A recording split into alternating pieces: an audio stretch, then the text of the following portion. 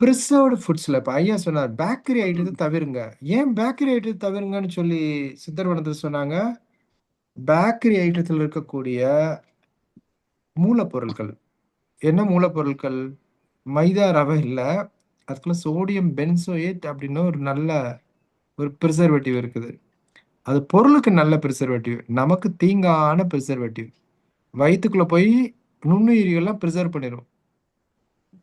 பத்திரமா இருந்துக்க அப்படின்னு சொல்லி. ஸோ நுண்ணுயிரிகளை எல்லாத்தையும் இந்த பிரிசர்வேட்டிவ்ஸ் வந்து இட் கில்ஸ்.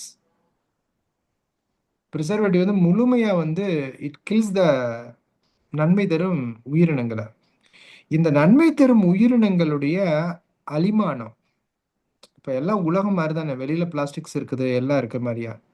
இப்ப நமக்கு ஒரு பெரிய டேஞ்சரஸான விஷயம் என்ன? கம்ப்ளீட்டா இந்த நன்மை தரக்கூடிய பாக்டீரியாஸ் எல்லாம் நம்ம சாப்பிடக்கூடிய பேக்கரி ஐட்டத்தினாலையும் நம்ம உணவுல இருக்கக்கூடிய ரசாயனத்தினாலையும் நிறைய அழிந்தொழிந்ததுனால நமக்கு வயிற்றுல உறிஞ்சக்கூடிய தன்மை. நமக்கு உதாரணமா வந்து B12 டெஃபிஷியன்சி, B1, B6 இதெல்லாம் நீங்க பார்த்தீங்கன்னா சர்க்கரை இல்ல இருக்கக்கூடிய பல பேருக்கு என்ன ப்ராப்ளம் இருக்கும்? B12 இருக்கும். ஆமா. டயபெட்டிக் நியூரோபதி எல்லாம் அதனால தான். ஆமா. அப்ப ஏன்ப்பா அந்த வந்து B12 வரல அப்படின்னு சொன்னா, அவங்களோட உறிஞ்சும் திறன் மேம்படுத்தப்படல. அந்த உறிஞ்சும் திறன் மேம்படுத்தப்படுறதுக்கு ரொம்ப முக்கியமான விஷயம். நாம ஃபெர்மென்டட் ஃபுட்ஸ். ஃபெர்மென்டட் ஓ, ஃபுட்ஸ்ன்னு அந்த காலத்துல என்ன பண்ணாங்க? கூழு, கம்மங்கூழு, கூழ் தான். கேப்பக்கூழு. சரி, டயபெட்டிஸ்க்கு கம்மங்கூழும், கேப்பக்கூழும் சாப்பிடலாமா? கேழ்வரகு கூழ் சாப்பிடலான்றாங்க. ஓகே. நாம எப்படி எடுத்துக்கிறலாம் அப்படின்னு சொன்னா, நம்ம பொதுவா நம்ம நம்ம மருத்துவ ரீதியில ஒரு கையளவு ஒரு 5 கிராம்லேருந்து 10 கிராம் எடுத்து 8 மணி நேரம் தண்ணீல ஊற வச்சு, இப்போ ஒரு 5 கிராம் எடுத்து 500 மில்லி தண்ணீல ஊற வச்சு 500 மில்லி தண்ணீல ஊற வச்சு, அந்த ஊறுனத இரவு நேரத்துல ஒரு 10 நிமிஷம் வேக வச்சு, வேக வச்ச பிறகு அந்த நீர அப்படியே நமக்கு வந்து ஃபுல்லா வந்து இத வந்து மண்பானையில செஞ்சா சரியா இருக்கும். ஆனா வேக வைக்கிறது, இதெல்லாம் வந்து ஊற வைக்கிறது ஒரு மண் சட்டி எடுத்து ஒரு 5 கிராமோட அ கம்பு அவங்களோட உடல் தன்மைய பொறுத்து. ந நான் சொல்றது வந்து நீராகாரம் செய்யக்கூடிய முறை இல்ல. நீராகாரம் செய்றது என்ன பண்ணுவாங்க, நம்ம அரிசியில பண்ணுவோம். நீராகாரம் பண்றது அரிசியோட இதுல சாதத்த வந்து நம்ம வந்து சோற வந்து ஆக்கி, மேல தண்ணி ஊத்தி, காலையில எந்திரிச்சுக்கக்கூடிய சூப்பர் நண்டா. அந்த நீர எடுத்து குடிக்கிறது இல்ல. அதுக்கெல்லாம் மேல நம்ம உடம்புல வந்து ஃபைபர் என்று அழைக்கப்படக்கூடிய ஃபைபர் கன்டென்ட் உள்ள இருக்கக்கூடிய விஷயமும், ஃபைபர்னா நார்ச்சத்து. நார்ச்சத்து. நார்ச்சத்துக்கள்.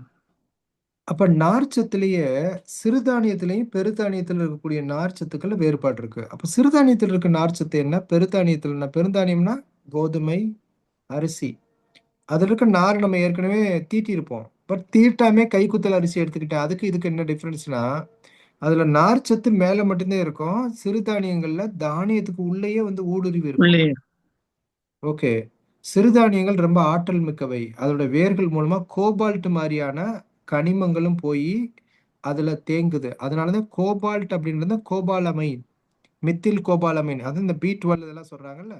வைட்டமின் பிலாம் இருக்கக்கூடியதுக்கு மூலப்பொருளா இருக்கிறது எல்லாமே சிறுதானியங்கள்ல இருக்கு. நீங்க கம்போ, கேழ்வரகோ, திணையோ, வரகோ ஒரு 5 கிராம் எடுத்துக்கலாம். 500 மில்லி தண்ணீல போட்டு வச்சிரலாம். நல்லா ஊற வச்சிரணும். மதியம் போல ஊற வச்சோம்னா 8 மணி நேரம். இரவு நம்ம ஒரு தடவ 10 நிமிஷம் பாயில் பண்ணி, அத வந்து ஒண்ணு மண் சட்டியிலே பண்ணலாம். அப்படி இல்லன்னா எவர் சில்வர்ல பண்றோம் அப்படின்னா, பாயில் பண்ணி ஒரு 100 கிராம் 100 எம்எல் வந்து குறைஞ்சிரும். 400 எம்எல்லா இருக்கும். பாயில் பண்ண பிறகு. ஓப்பனா. அத எடுத்து மண் சட்டிகள்ல ஊத்தி வச்சு, ஓவர் நைட் என்ன பண்ணணும்?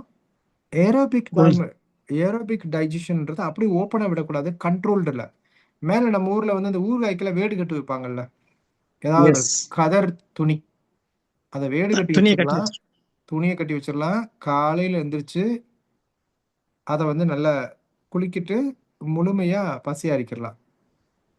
ஓ இதன் மூலமா என்ன நடக்குது அப்படின்னா, நம்ம ஊர்ல இருக்கக்கூடிய தானிய நீராகாரம், இதுக்கு பேர் சிறுதானிய நீராகாரம்.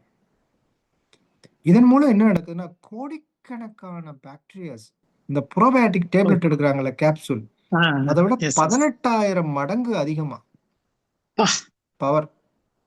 18,000 மடங்கு. இதை விட 18,000 மடங்கு. ஆமா, என்னுடைய தோழி ஒருத்தவங்க ஐக்கிய நாடு சபைகளுடைய உணவு திட்டத்துல ஒர்க் பண்ணிட்டு இருந்தாங்க, ஆஸ்வின் அப்படின்னு சொல்லி. அவங்க வந்து இந்த ப்ரோபயாட்டிக்கை பத்தியான ஒரு சயின்டிஸ்ட் என்கிட்ட கூட்டு இருந்தாங்க. நான் ஒரு நிறுவனம் நடத்திட்டு இருந்தேன். ஆஹ் அந்த நிறுவனத்துல வந்து நிறைய பெரிய பெரிய சர்வதேச கம்பெனிஸ்க்குலாம் ஃபார்முலா போட்டு கொடுக்கறது அந்த நிறுவனத்தோட வேலை. மதுரையில பண்ணிட்டு இருந்தீங்க அந்த நிறுவனம் தானுங்க? ஆமா ஆமா, 2 நிறுவனம் பண்ணிட்டு இருந்தோம். இப்போ அதை ஒரு நிறுவனத்தை இங்க ஷிஃப்ட் பண்ணியாச்சு, சித்தா ஃபாரஸ்ட். ஓகே அந்த அந்த நிறுவனத்துல பண்ணும்போத